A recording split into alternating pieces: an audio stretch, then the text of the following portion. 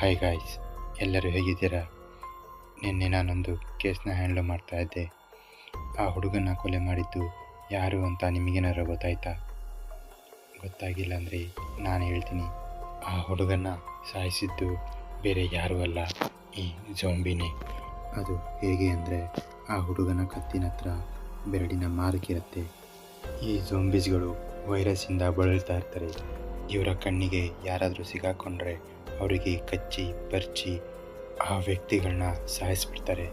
So ಇದನ್ನು ಕೂಲಂಕುಷವಾಗಿ ನೋಡಿದರೆ ಈ ಝೋಂಬಿನೇ ಆ ಹುಡುಗನ ಕೊಲೆ ಮಾಡಿರೋದು ಅಂತ ಈಸಿಯಾಗಿ ಗೊತ್ತಾಗುತ್ತೆ.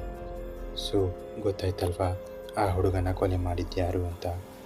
ಈಗ ಇನ್ನೊಂದು ಇಂಟ್ರೆಸ್ಟಿಂಗ್ ಕೇಸ್ ಒಂದು ಬಂದಿದೆ, ಅದೇನು ಅಂತ ನೋಡೋಣ ಬನ್ನಿ.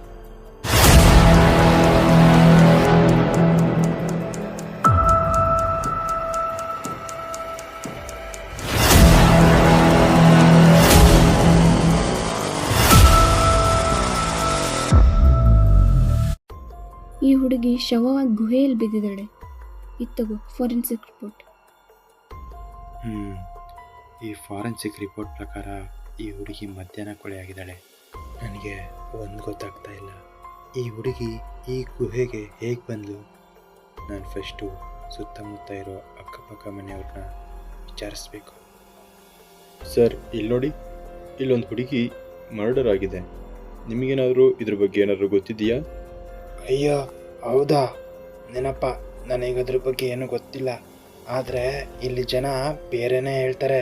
ಇಲ್ಲಿ ಒಂದಷ್ಟು ನಿಗೂಢ ಜೀವಿಗಳಿದಾವಂತೆ, ಅವು ರಾತ್ರಿ ಎಲ್ಲ ಓಡಾಡ್ತವೆ ಅಂತ ತುಂಬ ಜನ ಹೇಳ್ತಾರೆ. ಅದು ಬಿಟ್ಟು ನನಗೆ ಬೇರೆ ಏನೂ ಗೊತ್ತಿಲ್ಲ ನೋಡಪ್ಪ.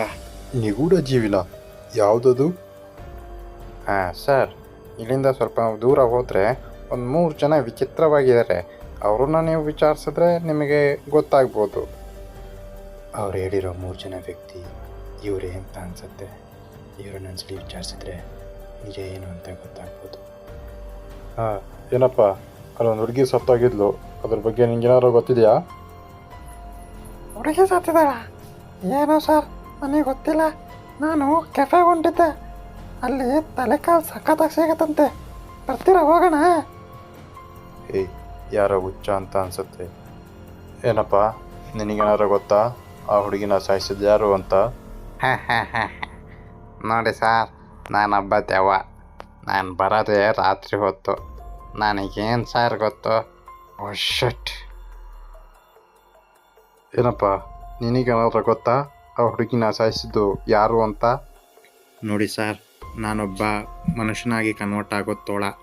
ನಾನು ಈಗಷ್ಟೇ ಗುಹೆಯಿಂದ ಹೊರಗಡೆ ಬರ್ತಾ ಇದ್ದೀನಿ. ನನಗೇನೂ ಗೊತ್ತಿಲ್ಲ ಸರ್.